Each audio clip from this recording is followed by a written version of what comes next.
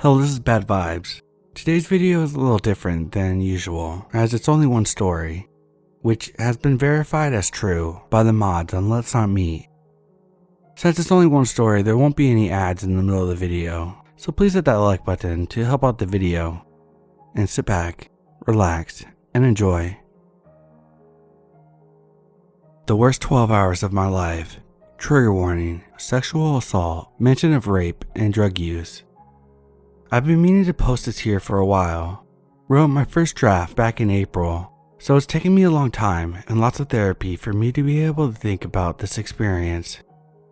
I've noticed how many people's stories take place over weeks, months, and even years, so I'm here to tell you mine, 12 hours of my life. I managed to block out a lot of memories surrounding this night, but early this year I was mugged and my PTSD returned, as did a lot of the missing memories of those 12 hours. This is the first time I'm telling anyone the full story of what happened to me. I haven't told my partner, my therapist, my parents. No one knows the details. If there's anything that should be taken away from my story, it's this. Remember that you don't need to be polite to everyone you meet. The setting. It was October 2018. I was 18, in my first year at a university in a big city in the UK. I had always lived in the countryside before this, so was never very street smart. About a year before I went to uni, I started a relationship with this guy, Jimmy, now my ex. It was my first real relationship, and I thought the world of him, but it was not reciprocated in a loving, compassionate way. Jimmy started off as very emotionally abusive and got progressively worse, but that's a whole other story. At this point, Jimmy and I had been together just under a year and had applied to universities in the same city, mostly by coincidence, and we both moved to the same city. I wanted to have a proper student life, so got an accommodation in a student block on the other side of the city from him. Jimmy had been using drugs for quite a while. Initially starting off just smoking weed, but it progressed rapidly, and by the time we were at uni, he was regularly doing a lot of hard drugs, plus smoking weed multiple times a day. Honestly, I don't think he was ever not high. When we moved to university, we saw each other every couple days. He found a regular drug dealer, Mark, that he's been using continually since we got here in September. Jimmy used to buy from Mark multiple times a week, so on a handful of occasions, I had briefly met him. Mark lived a lot closer to my student accommodation than Jimmy's, so a couple weeks before this all happened, Jimmy started picking up drugs from Mark when he would come over to see me, meaning Mark would often be outside my accommodation. Jimmy asked me a few times if I would pick up the drugs he bought from Mark, but I had always felt weird speaking to Mark on my own, plus I rarely smoked weed, so it felt weird picking up drugs in general. 6 p.m. One day, at the end of October, Jimmy had plans to come see me that evening and asked me again if I would pick up some weed from Mark. I was in a good mood that day and feeling more confident than usual, so for the first time I agreed to. Jimmy gave me Mark's number and said that Mark would message me when he was on his way. Only about 10 minutes later, I got a message from Mark saying that he was nearly outside my apartment and that I needed to go outside, so I did. Outside my accommodation, there was a quieter area with a lot of benches, so I sat there and waited for him. Behind me was only a wall and a small contained area that had all the bins for the building. Out of nowhere, I felt someone's hand on my shoulder in a really weird, creepy way. I jumped obviously, and realized it was Mark, who I barely recognized as I only briefly seen him a couple times. I realized now that my back had been turned to the wall and the bin storage, so he must have been waiting there. I was immediately off guard because of how he touched my shoulder, especially since I didn't know him, so I shifted away from him and he sat down next to me. He began to talk to me as if we were buddies, asking me 1,000,001 questions about myself, like deeply personal questions. The whole time I was deflecting, not wanting to give any information, so I started asking him questions instead. He began a really deep monologue about himself and his life, where he openly told me he had just got out of prison a few months before. It was for armed something, some kind of violent crime. I engaged his ramblings, just nodding along, but trying to get back to the whole point of just picking up the drugs for my boyfriend. 7 p.m. I've always been able to talk to anyone and was always taught to be nice when someone is talking, so I ended up sitting there for around an hour trying to get this conversation back to the reason why I was there, pick up drugs for my boyfriend and go. It was so long it was actually starting to get dark. The guy just kept talking. I knew my boyfriend was going to come over soon, so I kept looking on my phone to see if he was on his way, but he hadn't replied. Eventually, I told Mark I needed to go back inside as I was meeting up with my boyfriend soon, and then going clubbing after with some friends, so I needed to get ready. And could I please pick up the drugs?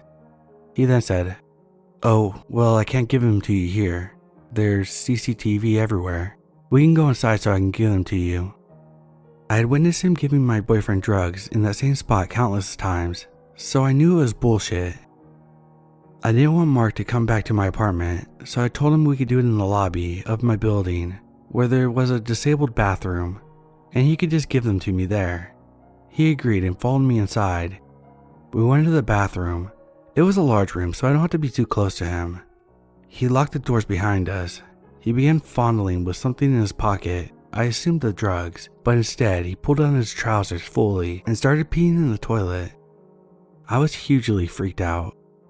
This guy just presented his dick to me and began peeing, but I rationalized that there was no way he had any sexual motive because he had met me and my boyfriend together, so he knew I was in a relationship. I figured he just really needed to pee. I had kept my eyes shut the whole time, and when he flushed, I thought he would finally give me the drugs that I was there to collect. The whole thing had been going on for about an hour and a half at this point. He said, "I really want to roll myself a joint, but there's no space in here to do it. Can I come and roll it on your desk, and then I'll give you Jimmy's stuff?" I asked if he could just give it to me now, and he said no, saying that it would be rude not to invite him in. At this point, I wanted to get ready to go out with my friends that evening, and knew my boyfriend would be coming any minute, so I figured it would be okay, though I didn't want this. It's worth noting that I'm emotionally abused by my boyfriend. I knew that he would be mad at me if I didn't collect his drugs, or if I annoyed Mark because he was his favorite dealer. I honestly figured Mark was harmless, and just assured myself that he was only a bit creepy. It would be fine. 8 p.m. Reluctantly, I took Mark to my apartment, opened the door, and let him in. I said he had to roll his joint fast because I had to get ready. Finally, he gave me the drugs my boyfriend wanted, so I felt better at that point. He walked over to my desk, moved all my things to the side and sat down, getting out the things to roll his joint. I cannot roll a joint, but I've seen Jimmy do it countless times, so I know it doesn't take more than a minute or so. Mark keeps trying to talk to me, but at this point my answers are getting shorter and shorter. He rolls his joint so slowly, and I can't even describe it. He then said, "Well, I can't smoke weed outside, so is it cool if I just stay in here and smoke it? It'll only take 5 minutes to smoke." I said no and told him again that I had to get ready. His reply, "It's okay, you can get ready with me here." By this point I was over it. Messaged my boyfriend again to tell him to hurry up. Mark asked me again, and it was my frustration and wanting this guy out of my apartment. I just said, "Okay, sure, but be quick." I then went out of my room into the shared kitchen. I had 2 flatmates, and no one else was in that apartment that night. I grabbed some wine and a glass so that I could have some solitary pre-drinks and returned to my room. I sat for another 15 minutes being increasingly less polite, but he kept talking to me. I drank my first glass of wine fast and decided if Mark was going to take ages, then I would just get ready to go with my friends. I told him that as soon as he finished smoking, he could just leave on his own. So I left him at my desk, took some clothes into the bathroom, and jumped into the shower. 9 p.m. Maybe a minute or so into my shower, I heard soft footsteps outside the door. And like a scene from a freaking horror movie, I saw the door handle slowly be pushed down. Thank fuck, I remembered to lock the door. All of a sudden, Mark began banging on the door. I turned the shower off and just said, hi? Through the door. He shouted through the door, asking me to let him in because he needed to pee again. I obviously said no and just got dried and dressed. Thankfully, I took my clothes into the bathroom. By this point, I figured there was no way he was going to leave my apartment until I did, so I did my makeup as fast as I physically could and messaged my friends that I would be coming to theirs sooner than I had planned. I still hadn't gotten a reply from my boyfriend, so I just told him I was going out early and not to come over. I got ready to go and told Mark I was leaving now and that he needed to come downstairs with me. He was still sat at my desk and just ignored what I was saying. He asked if he could stay in my room while I was out because he was tired and wanted a nap. Finally, I was firm with him, and after a lot of convincing, he left. I made sure to order an Uber to my friend's place so that he couldn't try to walk with me, and by the time we got outside, my Uber was nearly there. He stood with me, looking over my shoulder at my phone the whole time. Then the Uber arrived, I got in, and Mark straight up walked around the other side and got in. I was in disbelief and laughed, then told my Uber driver that I don't know who this guy was and that he was not getting in with me. The Uber driver was not as polite as me and told Mark to get out, and he did. 10 p.m. I sat there on the way to my friend's house and finally felt calm that I had gotten away from Mark. I called my friend from the Uber and told her what happened. She said that she would come outside of her building to get me with a group of her flatmates. My friend's accommodations were not too far from mine and took longer to get by car than on foot because of the one-way system in the city, but I didn't care at this point. Maybe 10 to 15 minutes later I arrived and my friends came over to my Uber. Then they brought me back to her group of friends. She had quite a few people with her, and suddenly I noticed that one of her male flatmates was talking to someone slightly away from the group. I looked over and suddenly realized he was talking to Mark. I guess he was looking at the address when the Uber app was open earlier. I whispered to my friend and she freaked out and went inside with me straight away. I was super freaked out that this guy wouldn't just leave me alone. He refused to leave my side for the last few hours and now had followed me to a friend's house? Honestly, I felt much safer now and met a few creeps in my time, so I just decided to get over it by having a nice time with my friends. So we sat in our kitchen having a chat and some drinks. 11 p.m. After a while of talking to her, I almost forgot about what happened just an hour ago and was getting increasingly tipsy from the wine. The kitchen door opened and her male flatmate comes inside, announcing that he had invited a guy in who had given him free weed. You guessed it, Mark walked in. Mark addressed me by name and walked over, putting his hands around my waist from behind. I get pretty confident when I drink, so I had no problem pushing him off of me, announcing to everyone in a joking way, "Yeah, this is the guy who has been following me around all evening. I don't know him." Even in this room with all my friends' flatmates, I didn't feel safe.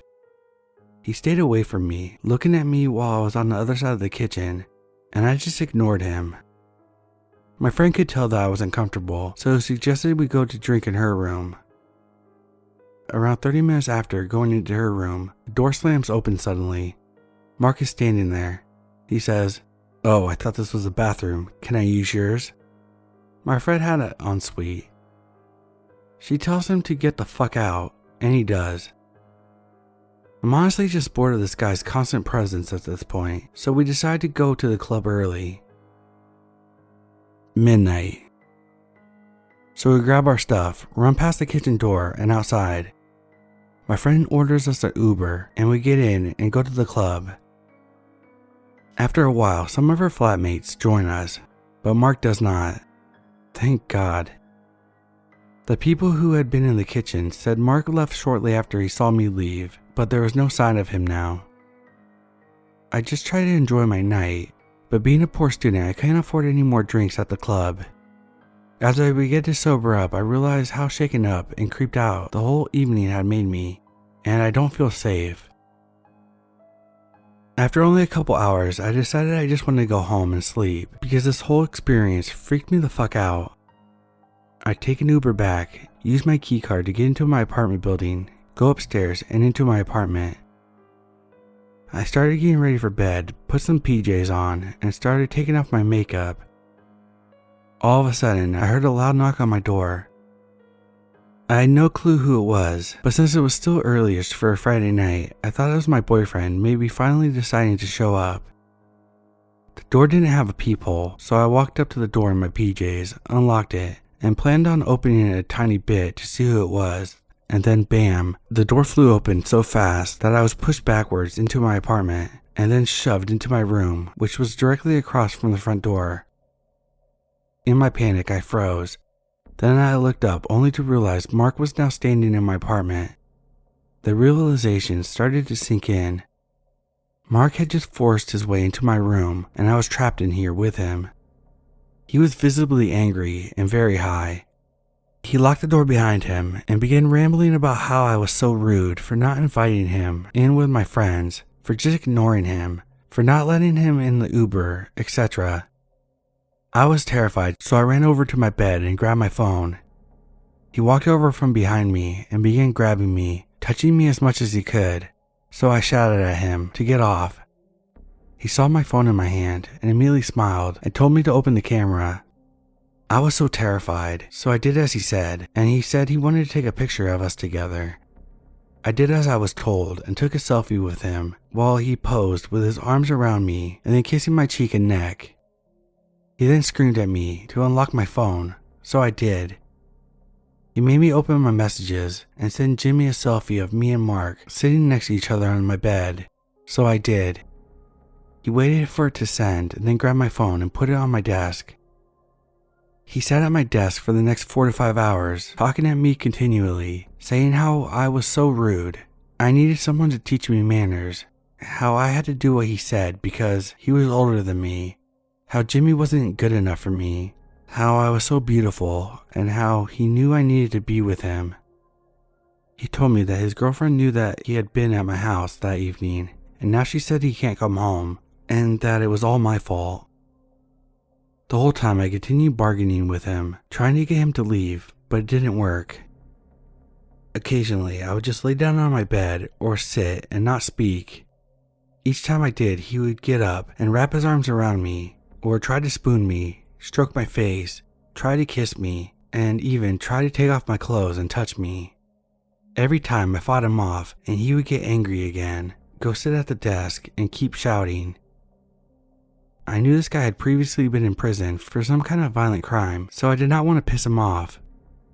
I just sat there for hours and quietly sobbed, too scared to try to leave because I would have to walk past him in order to get to the door.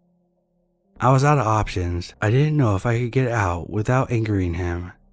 I couldn't call the cops because he had my phone. My flatmates weren't in, so my screams meant nothing. While he was sat at my desk, he kept smoking more weed or taking a line of whatever drug, so he was becoming more and more out of it. He was becoming more sleepy as he smoked more weed until I was able to speak between his ramblings. So I gently said I was going to the bathroom. I noticed his eyes partially closed and figured I only had one chance, so I took the opportunity and grabbed my phone off the desk as fast as I could. I unlocked the door and ran out of the apartment. The one thing I'll always remember is being in tears, pressing the button for the elevator to come, probably about 50 times, because I was so scared that he was going to come after me. As I got into the elevator, I heard him come out of my apartment, shouting my name, but the elevator doors closed and he just looked at me. I was able to get downstairs and out of the building. I ran around the corner of the building in my PJs and manically dialed the number for the police. I told them what happened and that the guy was in prison until recently. The next thing I knew, there was 5 police cars showing up. I was in such a state and called my boyfriend to tell him what happened. He was still awake and hadn't came to visit me that night because he was with a girl who was a friend and said that now he didn't want to come be with me because he had some weed on him and didn't need to be near the police. I told him to get to my place now, and he reluctantly did. The aftermath. The police had to force entry into my apartment because Mark had locked himself in and barricaded the door. They arrested him, and he ended up going to prison for drug charges, but not for what he did and tried to do to me. The police said they couldn't prosecute him because I willingly let him into my apartment earlier in the night, and he hadn't physically done anything. Sexual assault and attempted rape plus holding me hostage in my own apartment, but okay. After I had given my statement to the police, I went back inside to see that after I had escaped, my room was trashed.